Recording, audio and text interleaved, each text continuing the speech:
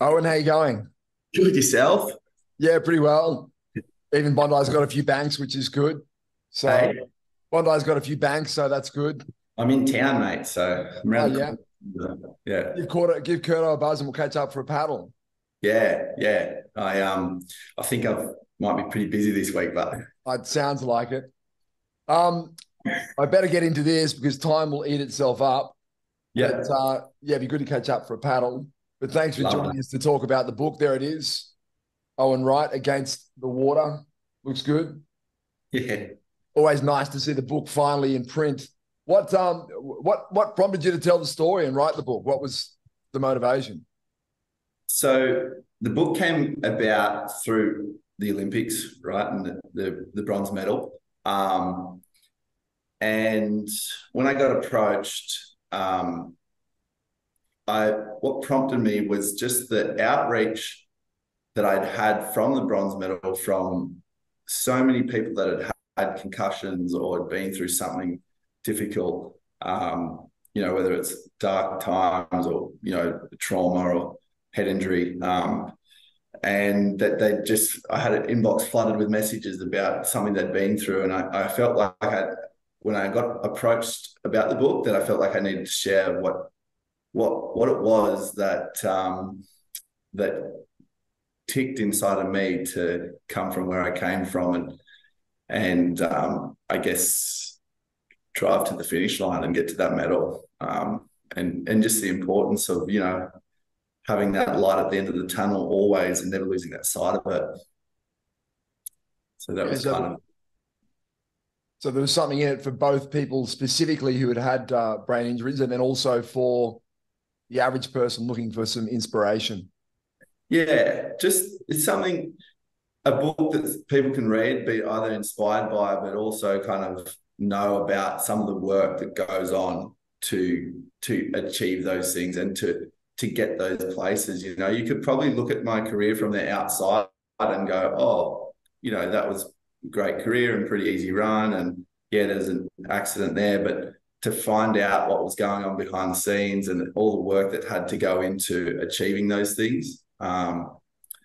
Yeah, I think it could be an inspiring story to hopefully help people get off the couch or get out of that place and inspire them to aim for their absolute top.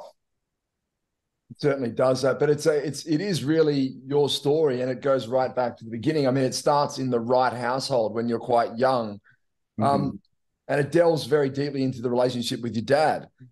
And I Mm-hmm. mean, he ran a pretty tight ship back when you were kids. Talk us through what from dawn to dusk, what the average day in the Wright family might have looked like when you were Mate, growing up. yeah, he's such a unique character and yeah, he's definitely responsible for not just like the start of my career, but also recovering from my head injury as well. So it was only right that I delve into that relationship and also like the Wright family and as a whole. Like we've got my sister Tyler with two world titles and Mikey is qualified through wild cards and my other two brothers and sisters that have both been surfers, either in the Pro Juniors or the QS. So like a daily thing in our family would be like, like a 4:30 wake up, in the dark, run along the back alley, do a few, exercises, probably a couple of tears from a few brothers and sisters, it was pretty, and it was, you didn't have to get up, but like the competitiveness in the household was like if you didn't, you really kind of felt it, like that you're lacking and Then there was whatnot. the So martial arts coaching as well. I think he was also and he'd coach kids, and then he'd coach the locals on the front lawn on a Saturday. yeah, so he ran a martial arts class for most of my childhood, whether it was 50 to 30 to, however many people, three times a week on a Saturday, on a Tuesday and a Thursday, from young kids all the way through to adults. And it was quite unique, his take on life through martial arts. And we would do martial arts ourselves every morning, and then also in the classes. I know my brother taught some of the classes at one time as well, just because he was so good at that. But yeah, and then he just had these like, unique things of like, no sugars, no treats, like anything that's comfort that, he really wanted to give us that experience to really hold off those comforts in life. Which, yeah, it was a, looking back, like I love it because it's kind of, I try to give my kids that experience now with the camping I do. But not exactly that, but it's a fine line with parenting. I think it was actually you who convinced your dad to get off the vegetarian diet for the entire family. Yeah, it was, man. I brought home this book called the Eat Right for Your Blood Type, and he read that, and it finally clicked him over after years of begging, obviously, of like, let us eat something else. We're just being vegetarian, and yeah, and then finally he brought home a chicken. So that was a glorious day. um, so I guess, yeah, it was like it was a very highly disciplined household. And there were a lot of benefits from that, but there was difficult elements for it as well. And you kind of had a to and fro relationship. At some point, you eventually moved out of home and you moved in with your brother, because you just felt like you needed to do that. But then you eventually went back to your dad again because your results suffered. Yeah, like, and I think that's that thing you go through when you're growing up, where you at some stage you just want to break away from your parents and step out, but then at the same time I wanted to achieve these big goals of qualifying and the world tour, and I knew the ways that my dad worked, and it's only the way I knew that I could work for me. And so I ended up going back and living with him, and help asking him to write out a plan for me to qualify, and it definitely worked. It didn't take too long before I started seeing results straight away. So it's one of those things, like sometimes you have that friction, but then when I came back, I felt like I had a better place with him, and better understanding of what it is I really wanted out of my life. So it was, feel like I got everything I needed there. Your arrival on tour coincided with your mum's brain tumor diagnosis. That was, I think, 2009. There was a lot going on there. Yeah, I was pretty young, and so was my sister as well. And being on tour and having that diagnosis, it was it's quite hard going away, and the rest of it is, like I'm just lots of emotions going on, and then trying to perform well. It kind of was, I stepped straight into that in my very first year on tour, like to have like big events going on around you while still trying to pull on a rash shirt and surf. Kind of set me up for later on in life as well. But that was a really tough time, and super grateful for, the surgeons that brought, kind of operated and saved her at that time. But yeah, it was a scary time, especially being so young and being away. You just felt like you wanted to be right next to your mum. Yeah, and I think, again, it comes back to your dad. Your dad came away with you to Brazil, and then you did have a bit of a falling out because you felt like he should have been back at home with your mum and your brothers and sisters at the time. Totally, man. Like I felt like something inside of me just never agreed with my dad on that decision of coming away with me. Like I didn't even want to be away. Like I was in Brazil at the time, and I just remember not even want to be there. And sure, we came across and whatnot, and I think it was a topic of conversation every day. And I just never really saw eye to eye with the decision. And I, that's just something that I never will. But we were okay with that. We had the falling out over that, but we repaired over that, and we just agreed to disagree. And you know, I think that was another thing about Dad and I.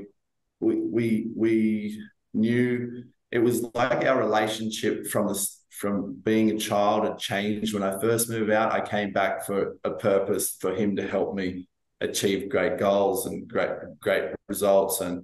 And I felt like during that time I'd kind of got enough of that from him in that role. So it was kind of this perfect time to just have him step back for that and come back as that like loving father and supporting and in that role, instead of the role of the, you know, the leader and the coach type position. So it was a time that you know, I delve into kind of those relationships with my dad, and it's, I think it's kind of eye-opening. I think a lot of kids go through that, or, you know, are going to go through that at some stage.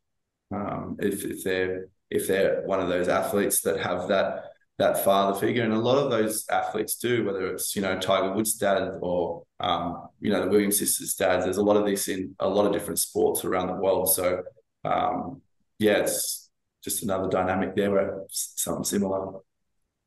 Yeah, it's welcomely honest. On another note, your first win came in 2011 in New York. It was surfing's biggest ever payday. I think it still is. And you won against Kelly Slater in the final in front of 20,000 screaming New Yorkers. I remember being in the crowd that day. It was an incredible atmosphere. What was it like to be on stage after that victory? Man, that was amazing. I was, yeah, over the moon. Like, I think Clay Otten was there, Wilco was there, and those are the, you know, one on the South Coast, Wilco had grown up with, and then, you know, all the guys. We were in New York, which you wouldn't expect to see that many surfers, but the beach was absolutely packed. And then, yeah, first win for myself.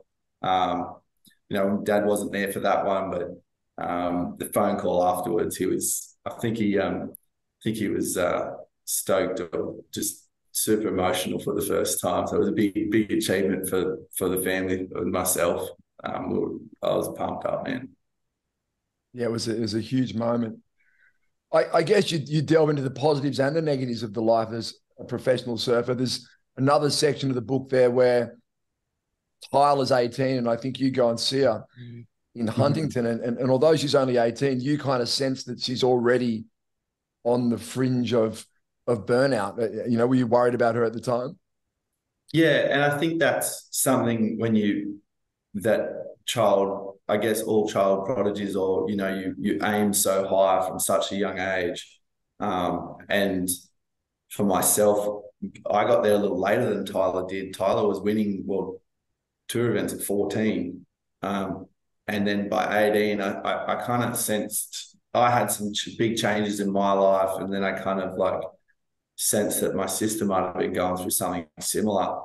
And yeah, sure enough, she was. And she's been quite public and open and honest about that time period for herself as well. And eventually kind of acknowledging that and having that conversation with myself, it's kind of led her to kind of evolve and flourish into the person that she is there now. And she fully understands that growing up on tour is not easy. Like, you don't get any of the experiences that normal kids do. And it's not, but also that, you know, you're obviously achieving your dreams as well. So there's that balance that you have. And I think that's where the book, it kind of reflects on, you know, fatherhood and raising kids and how I came up. And then, you know, not necessarily saying any ways right, but also giving you a good look at two sides of the coin. Yeah. Is there an added pressure as a professional surfer because you're essentially in this job that everyone thinks, particularly other surfers, is the best job in the world, and you're under pressure to kind of be this shiny, happy person all the time, knowing full well that it's not always the reality? Yeah, it's not always the reality, but I think there's so many times that far outweigh, and it's just for myself and Tyler, we went through those experiences, and we were really driven quite hard from a young age, and we had those down moments that we came through.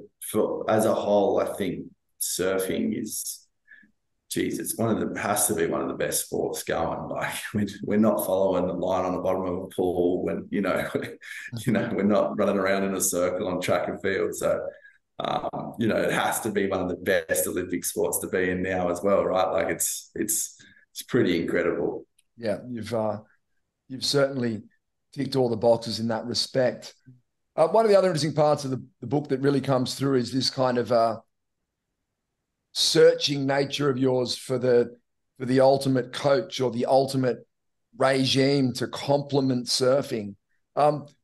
Is it a bit of a riddle trying to come up with that kind of perfect program for a sport like surfing?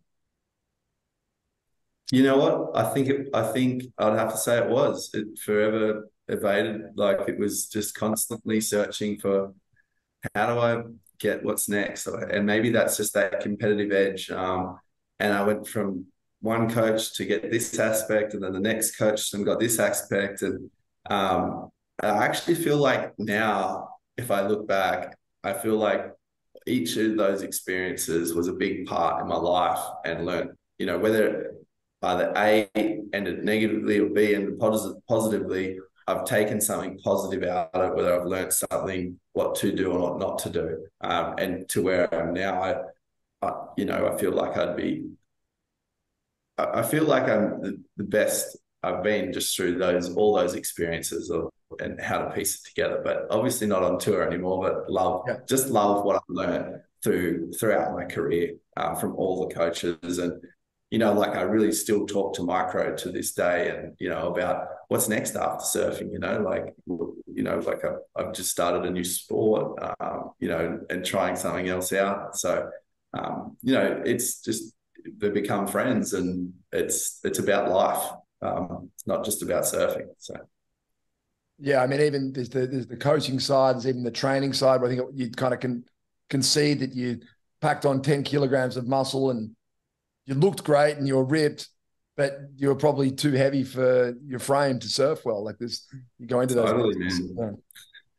And you hear that a lot in the everyday surfer, they're like, oh, I need to put a bit more weight on, or I need less volume on my board, or I need this. And it's, and these are all like for everyone, right? Like, I was on tour and was like, I need to be heavier and stronger. And then it was like, wait, this has gone totally wrong. I'm 10 kilos and I'm 5 kilos too heavy. So I needed to strip weight, and then, like, being heavy, injuries came up, and then, there was all these things that I learned along the way. Some great ones I learned from Matt Griggs, like meditating, and just his level of professionalism. I really enjoyed that. And then obviously, and then Micro as well. He taught me some amazing things about simplicity, and helped me understand my brain at a time where simple was the only thing I could take on board. So it was, I really did get to learn a lot of those little things, but constantly searching for, like, how do you get the best out of your surf, and how do you become the best surfer? Yeah, it's certainly a theme. I mean, obviously the main injury the book deals with is your brain injury, and everyone has heard a lot about the incident in 2015, but you present a different case in the book, that actually your brain trauma may actually have been a consequence of a series of events throughout your career and throughout your life. Yeah, there's at that stage, I'd had a number of concussions already, and I go into each of them in my book, and leading into pipe, like, there's, I could be not fully recovered from the last one that I'd received before, and that's a lot of people don't know, and there's been concussions since pipe, which a lot of people don't know about, and breaking those down. So, that low point of the big one, it gives you a full circle view of what that was, and then the events that led up to it, and then also the events afterwards, and my search for my search to regain life, regain my former life, and as a world tour surfer, find my feet as a father, and yeah, it gives you a pretty in-depth look at all those subjects, which in my life unfolded in ways that I could never have predicted. Completely. So what was the actual diagnosis that you received after the pipeline incident? Yeah, I had a severe concussion and a mild TBI, which is a mild traumatic brain injury. So a severe concussion is like the worst that it can be for a concussion. And then a mild TBI is the smallest it can be when it comes to a traumatic brain injury. But a moderate TBI is like a lifelong damages. Mild is like years and years of damage, right? Like we're talking concussion is within the 12 month, and then after that, it's TBIs could range, quite bad. And so mine was in that mild bracket. Yeah, it's broken down pretty well in the book, but yeah, it's pretty scary how quickly those things can get out of hand. Just even a moderate TBI is just, yeah, it can be disastrous.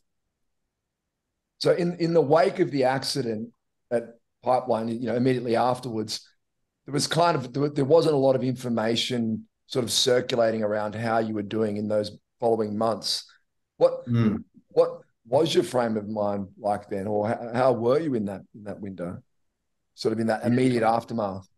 Yeah, in the immediate aftermath, there was not a lot, for the public eye during that time. There wasn't much going on at all. But yeah, I was in a really bad state, quite frightened. My family were freaking out. My support network was really freaked out. I was in pretty terrible condition. I was either in a wheelchair or a walking frame, trying to learn to walk again, and get up and down the house, which took a while to do. And yeah, like I was super slow, still kind of slurring words. And then I suffered from memory loss and post-traumatic amnesia. I had that for months. And so these things were all really quiet, right? And nobody wanted to film a thing. Like, it was just like, this is the disaster story. I was in such a weird, well, not weird, but like a kind of a bit delusional as well. At that stage, I couldn't really sink in what was happened to me because of the.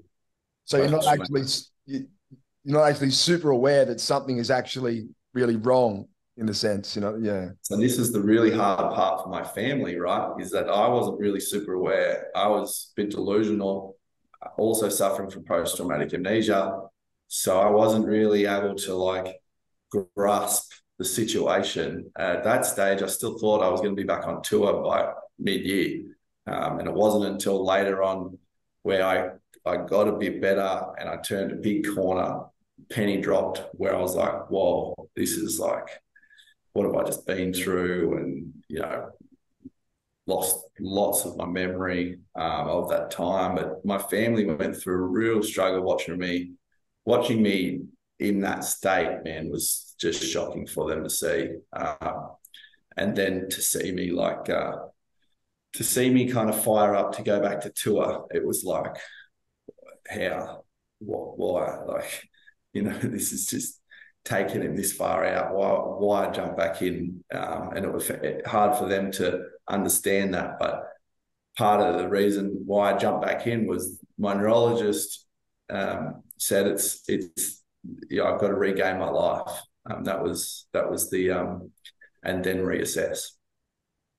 And in the midst of, shortly before you had the 2015 incident, obviously you met your wife, Kidder Alexander, and she was kind of thrust into this role as sort of almost like a primary carer in the wake of the accident.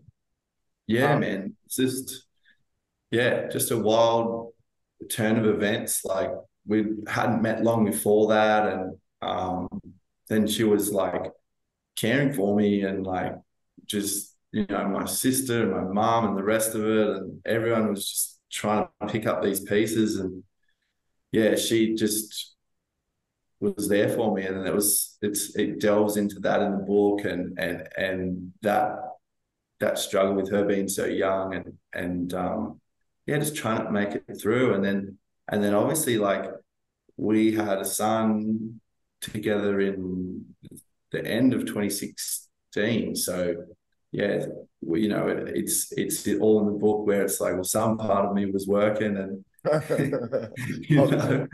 Can you remember what it was like when you found out you're going to be a father? Like, could you actually, really appreciate that and get excited about that? Yeah, and that's, like, the toughest part about me writing this book is like going into some of these dynamics is like finding out I was a father, then finding out again I was a father later on down the track, and missing that memory, but then having that memory come back. Right. Okay. Yeah. So, and that's an important part to note, because it's like, and it's where I feel when someone asks me, it's like, well, yes, a couple times I felt that. Yeah. But it's nice to,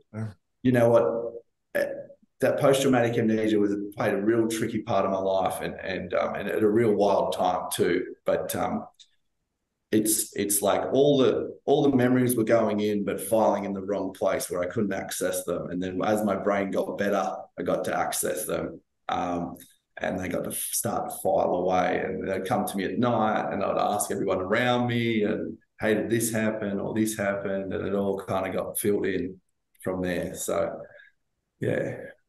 And then, of course, you had this incredible comeback at Snapper Rocks in 2017 where you won the event. And I remember it was almost touch and go right up to that event, whether you're actually even going to compete. You're at UK, and it was just really touch and go. But then you won, and it was kind of heralded as this incredible comeback, which was kind of, and it was, but maybe a blessing and a curse. Like, was it? Yeah.